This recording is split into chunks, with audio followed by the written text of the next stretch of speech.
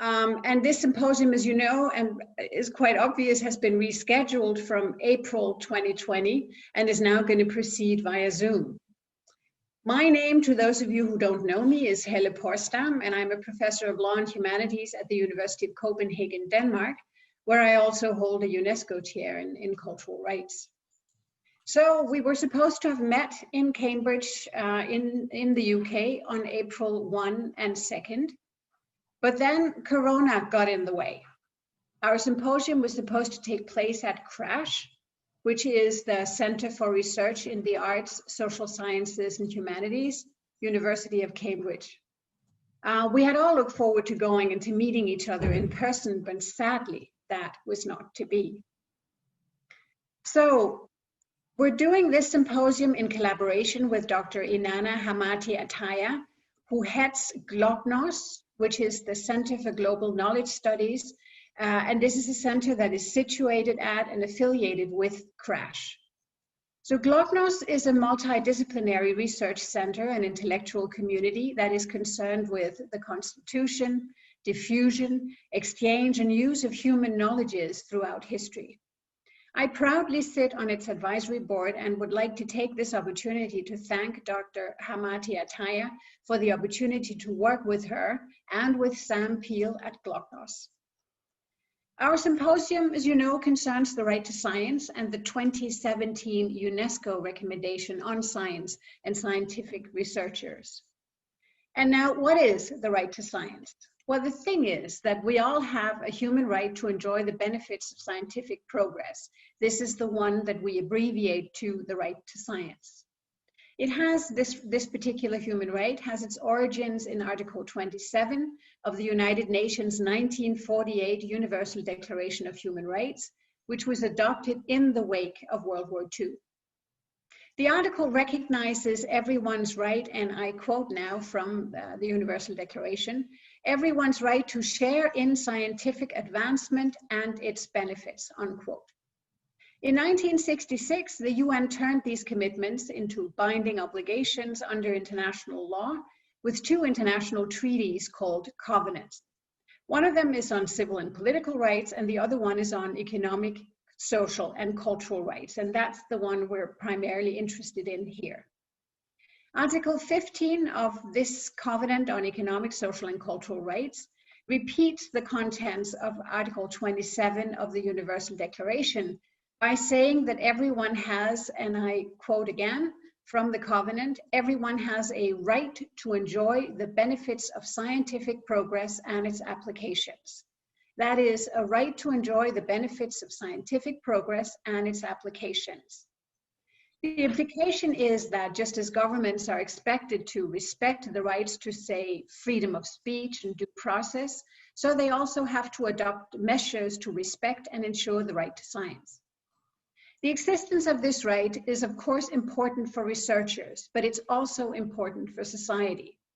It adds a legal and moral dimension to a whole range of very fundamental issues, including, for example, scientific freedom, scientific funding, and policy, as well as access to data, materials, and knowledge. But despite its potential for furthering science and human rights causes, the right to science has not received the attention that we think it deserves. Now, several of the speakers at this symposium are co-members of a study group, which was first started by our first speaker on the program today, Dr. Sebastian Por Stanmann, when he was a postdoctoral fellow at the Center for Bioethics at the Harvard Medical School a few years ago. When he was there, he worked together with Christine Mitchell, who is the executive director of the Center for Bioethics, and the two of them decided to start a study group on this little known and understudied human right, the right to science. Members of this group, which has since grown in size, have met a few times, and I very much hope that we can continue working together in the future. The last time that we succeeded in getting together in person was in Dubrovnik, Croatia, in May of 2019, when one of our speakers at this symposium, Professor Stepan Oreskovic, organized a very interesting workshop on the right to science at the Inter-University Center in Dubrovnik. A year after our Dubrovnik workshop, COVID-19 hit.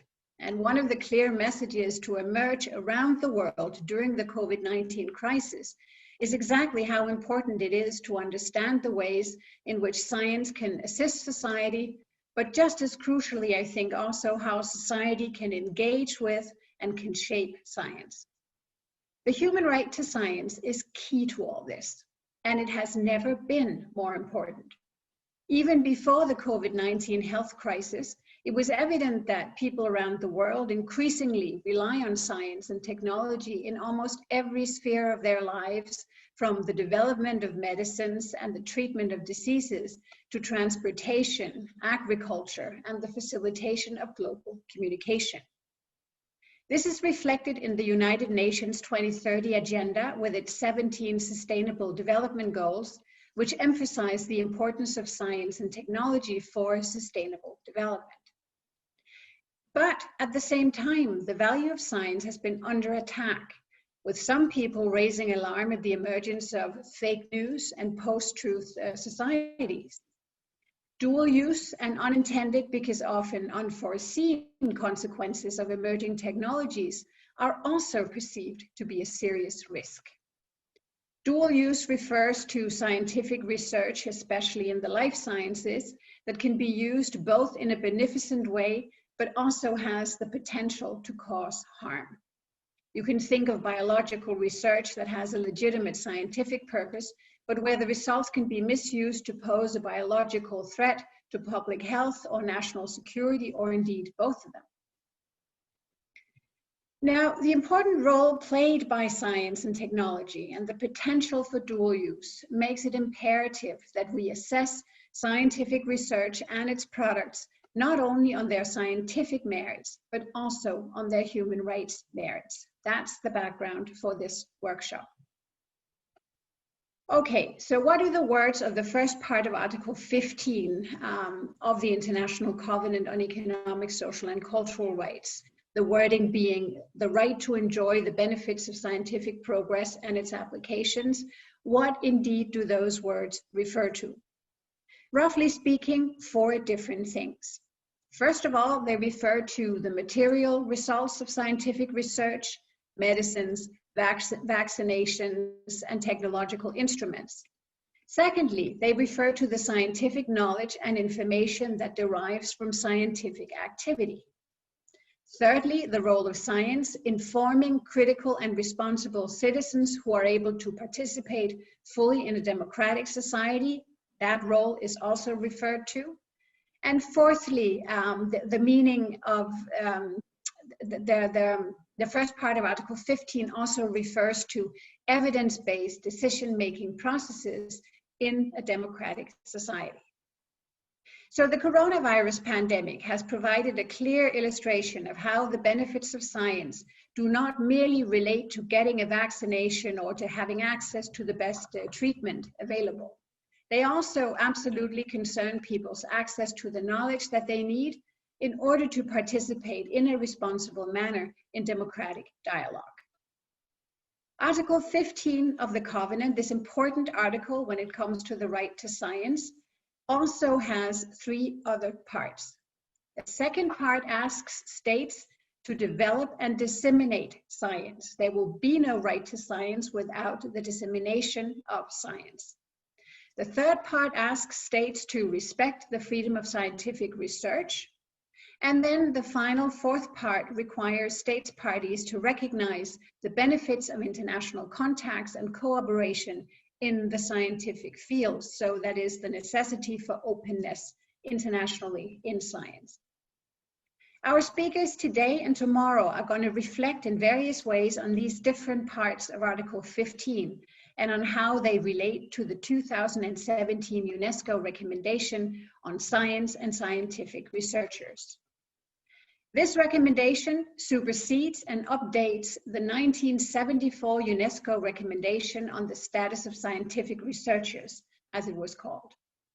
What happened was that at the 2013 General Conference of UNESCO, it was decided to begin a process to revise the old recommendation in consultation with member states and other stakeholders over a period of 4 years from 2014 to 13 to 17, sorry. Specifically, and of particular interest to us, is that the General Conference wanted the revised recommendation to, and I quote from the recommendation now, to reflect the contemporary ethical and regulatory challenges relating to the governance of science and science-society relationships in order to provide a powerful and relevant statement of science ethics as the basis for science policies that would favor the creation of an institutional order conducive to the realization of Article 27 of the Universal Declaration of Human Rights, unquote. So this is how the General Conference wanted the recommendation to be updated along those lines.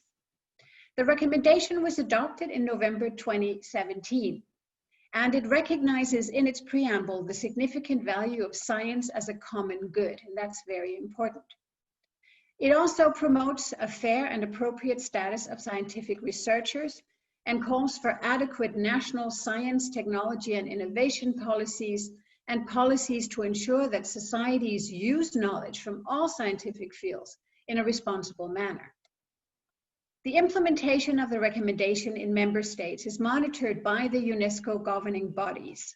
The idea is that every 4 years, the Secretariat of UNESCO is going to collect information from member states in consultation with other partners. And this is going to happen for the first time in the spring of 2021. Our speakers today and tomorrow come from very different academic disciplines and backgrounds. And this reflects very nicely, I think, the interdisciplinary nature of research on the right to science and the many different stakeholder interests that are involved in this particular human right. Solving complex problems relating to science and technology requires the ability to work across disciplines and practices, to ask the right questions in transdisciplinary settings, and then to map the problems from different conceptual perspectives. Our first speaker today, Dr. Sebastian Por Stanmann from the Faculties of Law and Philosophy at the University of Oxford, has a background in bioethics. He's going to look at the issue of scientific freedom as it is foregrounded in the 2017 UNESCO recommendation.